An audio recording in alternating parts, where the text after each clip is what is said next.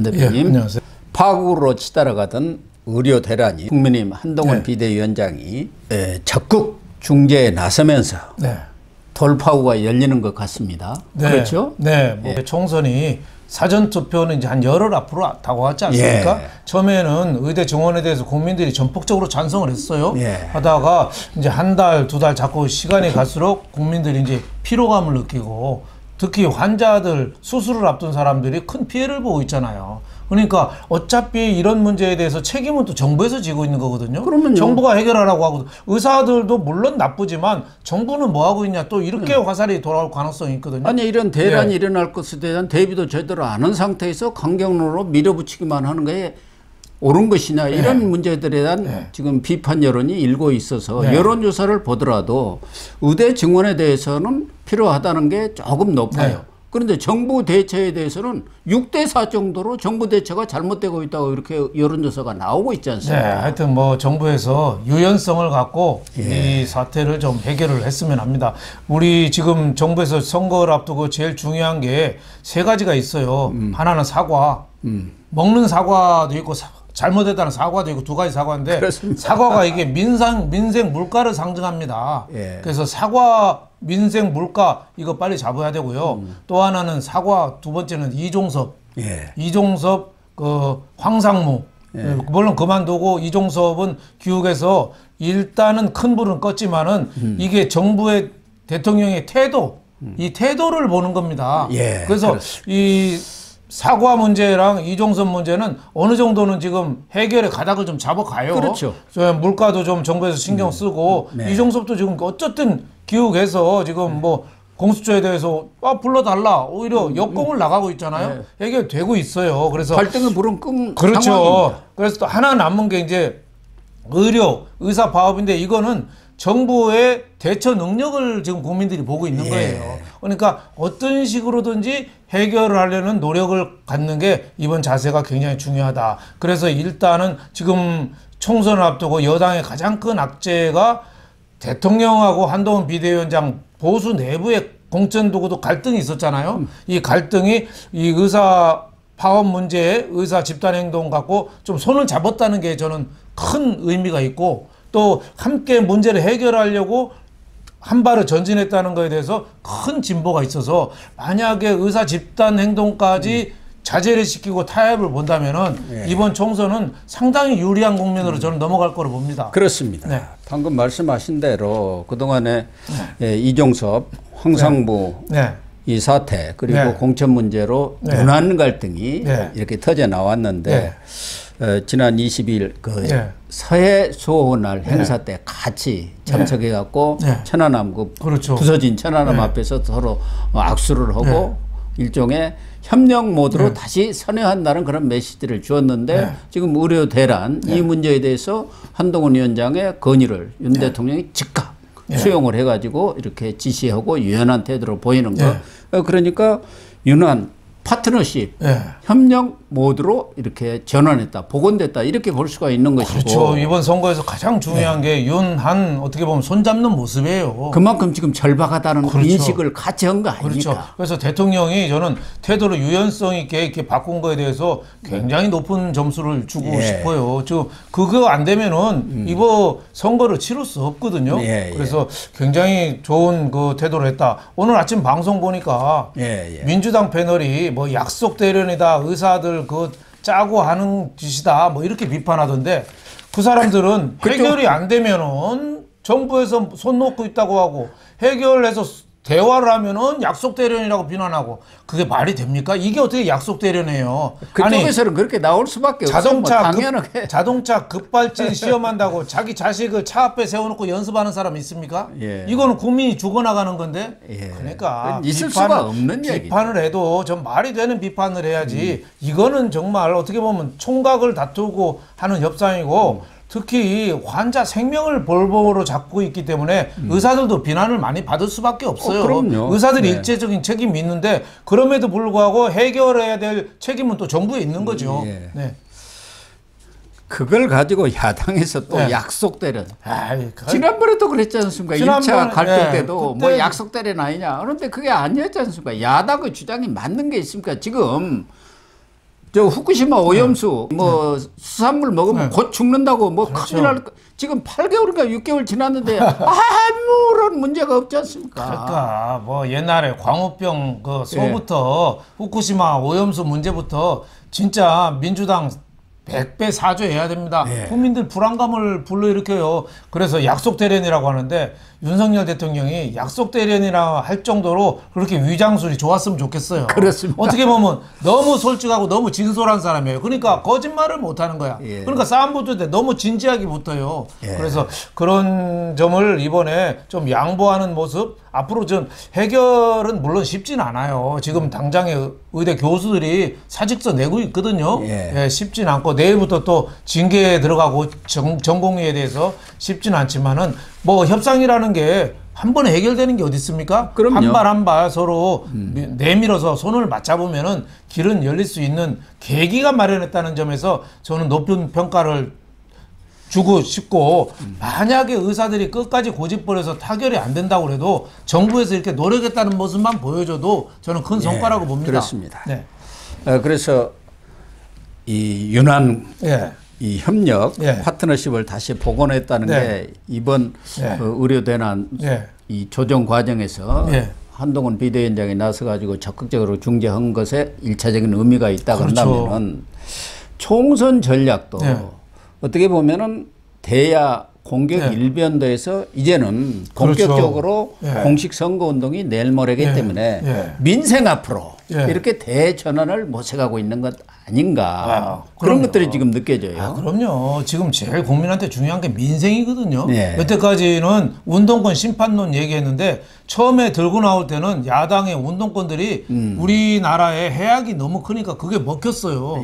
근데 운동권의 심판을 민주당에서 이재명이가 해버렸어요. 그렇죠. 자기네 당을 다 자기 측근 빼놓고 다 자르다 보니까 운동권이 많이 잘렸어요. 그러다 보니까 분위기가 좀 바뀌었어요. 그래서 이제는 뭐를 심판한다는 거는 여당이 그렇게 점수 많이 못 땁니다. 여당은 심판보다도 어떻게 해서 우리 잘 살게 하겠다 이런 구호 캐치프레이즈가 먹혀야 되거든요.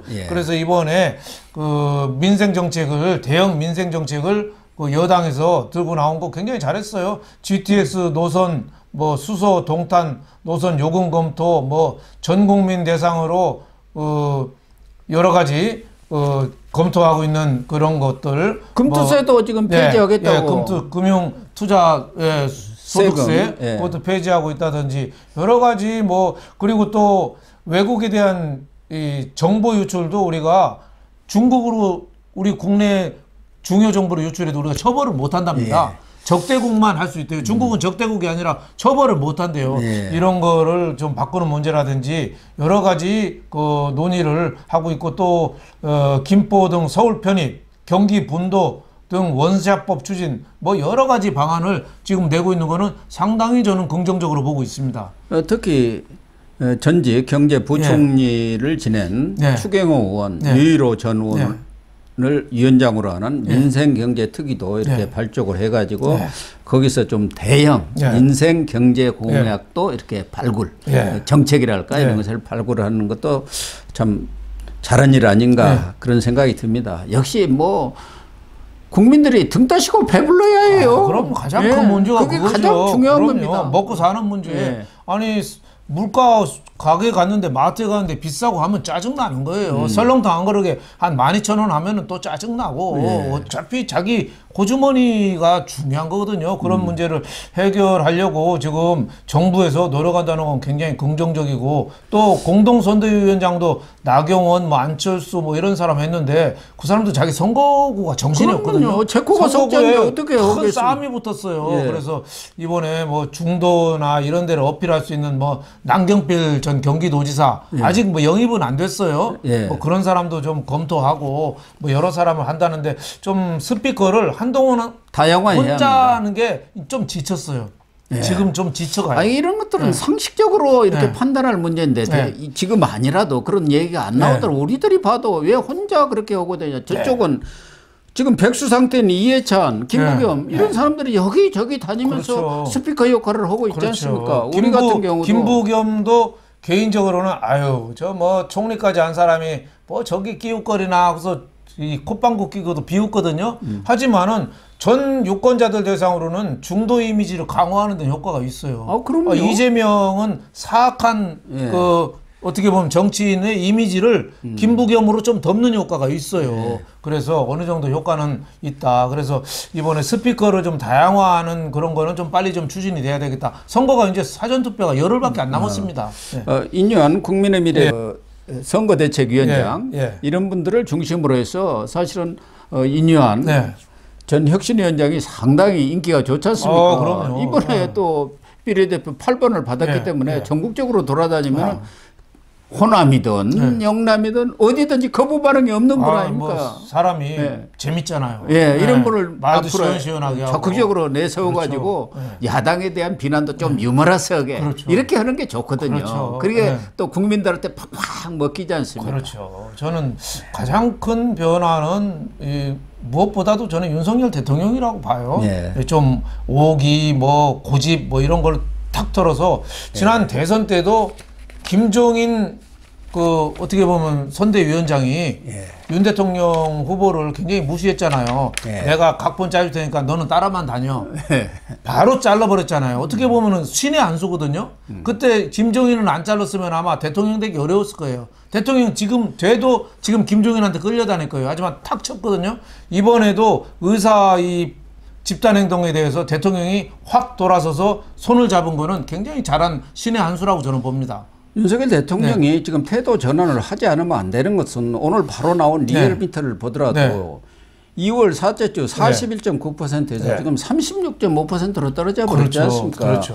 지난주 갤럽만 보더라도 39%까지 갔던 게 33%로 떨어졌어요.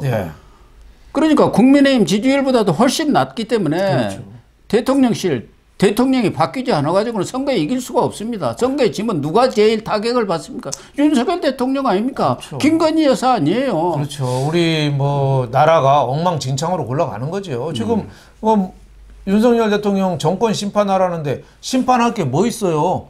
예. 지금 민주당이 국회 마음대로 휘둘러 가지고 2년 허송세월 했거든요. 아무것도 못했어요. 대통령이 할 수 있는 건 겨우 거부권밖에 없었거든요. 그런데도 심판하겠대요. 그러니까 지금 국민의힘에 대해서 좀 많이 여건이 좀 불리해진 가장 큰 이유가 이 대통령에 대한 태도에 대한 불만이 많거든요. 그럼 리얼미터도 4주 연속 대통령 지지율이 하락했는데 긍정이 36.5, 부정이 60.1%. 그러니까 배 아닙니까? 부정이 긍정보다 24%포인트나 많아요. 그러니까 정권 심판으로 야당이 말도 안 되는 거지만 그게 또 먹히는 거예요. 그래서 대통령이 의사 집단 행동에 대해서 저렇게 손을 내밀고 대화 제스처를 보이고 이종섭 불러들이고 황상무 치고 뭐 이런 거는 굉장히 기민한 대응이고 어느 정도 성과는 먹힐 거다 하지만은 100점이 감점이 됐다면은 100점이 다 회복되기는 좀 어렵습니다. 예, 그래서 어느 정도는 회복되지만 앞으로 얼마나 노력을 해서 그걸 뺏긴 거를 다 회복하느냐 이번 총선의 관건이라고 봅니다. 또 하나는 국민의힘에서 이번에 이종석 또 황상무 사건이라든가 도태우 장해찬 후보에 대한 공천 취소 이런 과정 속에서 어떻게 보면은 보수층이 분열도 되고 또 이탈도 된 경향이 있습니다. 이른바 우리 속된 말로 집토끼라고 하지 않습니까? 그래서 그 사람들을 다시 데려와야 한다. 그렇죠. 이런 인식을 하고 있기 때문에 아마 이번 주죠. 아마 한동훈 비대위원장이 박근혜 전 대통령 사저도 방문하는 것도 그런 것이 아닌가 이런 생각도 들고 또 하나 최근에 일부 언론 보도도 그렇고 보수 쪽에서 설사 자기들한테 좀 마음에 안 드는 그런 조치가 있었다 하더라도 100이면 100사람 어떻게 다 공천이고 그럼요. 모든 문제 만족을 시키겠습니까? 일부 유튜버들까지 공천 이 엉망이다 한동훈 책임이다 해갖고 차라리 총선에 이기는 것보다 지는 게 좋다 뭐 이런 얘기까지 하는 정도로 이 보수가 분열되고 있는 거 이것부터 뜯어고쳐야 합니다. 그렇죠. 보수는 왜 이렇게 분열을 합니까? 일부 강성 유튜버들이나 해도 좀 너무하지 않아요? 예, 그러니까요. 그래서 뭐 차라리 총선 포기하는 게 낫다. 뭐 한동훈 물러나라. 근데 지금 물러나면 뭐 어떻게 선거를 해요? 말도 안 되는 네? 소리들을 하고 있고. 예, 비례대표 자기네들이 추천한 사람이 한두 명 빠졌다고 그래서 그렇게까지 아니 보수 유튜브가 비례대표 추천해가지고 그 사람 빠졌다 해가지고 예. 그걸 비난하면 그게 말이 되는 소리입니까? 그러니까 좌파들은 자기네들이 불리하면 뒤에서 손잡거든요. 예. 근데 보수들은 싸워요. 서로 물고 뜯고. 아니, 이게 정말 이번에 있을 수 없는 일이, 아니, 아무리 힘들어도 손잡고 같이 가야죠. 예, 한동훈 그렇습니다. 비대위원장, 윤석열 대통령, 우리 국민, 우리 같은 유튜브 하는 사람들, 방송인들 같이 손잡고 어떻게 해서든지 총선에서 이겨서 사악한 무리들을 몰아내야지요. 그래야지 우리나라가 올바른 나라가 될 수 있잖아요. 그렇습니다. 저도 개인적으로는 대통령한테 좀 잘못하는 거 있어요. 이종섭 문제 뭐하러 이렇게 평지풍파를 일으켰어요. 저 원망하고 싶어요. 하지만은 대통령을 비난하기 전에 우리가 총선에서 이겨야 되잖아요. 예. 예? 한동훈 비대위원장도 잘못하는 거 물론 있죠. 뭐든지 혼자 하려고 하고 원맨쇼 하는 것 같고 좀 비판받아야지. 하지만 공에 비해서 그런 관은 사소한 거예요. 더 큰 거로 해서 큰 대의를 손잡고 같이 가야죠. 소위를 버려야죠. 그렇죠. 네. 우리가 총선에서 이기지 않으면 정권 교체가 지금 된 게 아니에요. 절반도 안 됐어요. 그래서 우리가 꼭 손잡고 같이 해야 되고 선거는 한마디로 말해서 지지자들 동원 능력으로 결정됩니다. 예? 중도 보수들을 투표장으로 몰고 가야 돼요. 저기 좌파들 뭐 이런 사람들은요. 무슨 일이 있어도 지금 국민의힘 안 찍어요. 그러니까 지지하는 사람들끼리 보수 중도가 손잡고 같이 가야 됩니다. 저는 정말 목이 터지게 얘기하고 싶어요. Get out to vote라는 말 있잖아요. 예, GOTV. 예? 투표장으로 지지자들을 몰고 가는 거 이거를 우리가 함께 손잡고 해야 됩니다. 그렇습니다. 아무튼 뭐 네. 보수 측에서도 네. 윤석열 대통령이든 네. 한동훈 비대위원장이든 좀 마음에 안 드는 일이 있습니다. 그걸 어떻게 다 모든 국민들을 또 이해 당사자들을 다 만족시킬 수가 있겠습니까? 그렇죠. 그런 부분은 조금 있더라도 참고 우선 총선에 이기고 나서 난 뒤에 그런 부분에 대한 잘잘못은 따져도 늦지가 않아요. 그렇죠. 예. 그러니까 이제 지금 이 순간부터 우리가 국민의힘은 잘하는데 한동훈은 잘하는데 윤 대통령은 못한다. 이런 말도 하면 안 됩니다. 예. 예? 다 같이 잘해야 된다고 생각해야 되고 앞으로 잘하자 이렇게 얘기를 해야 돼요. 그래서 이제는 비판은 내부의 비판은 이제는 내려놔야 합니다. 내려놔야 된다. 이제 예. 며칠 남았습니까? 그렇죠. 2주 예. 남았어요. 그렇죠. 2주. 우리가 같이 손잡고 우리가 4월 10일 날 총선을 축제로 만들 수 있도록 우리가 왜 집안에 무슨 일이 있으면 형제들 간에 싸우더라도 손잡고 또 기름사 있으면 치르는 거랑 똑같이 그렇게 좀 저는 해야 된다 이렇게 생각합니다. 네. 정말 예. 어르신 지적입니다. 100% 예. 공감을 하고요. 예.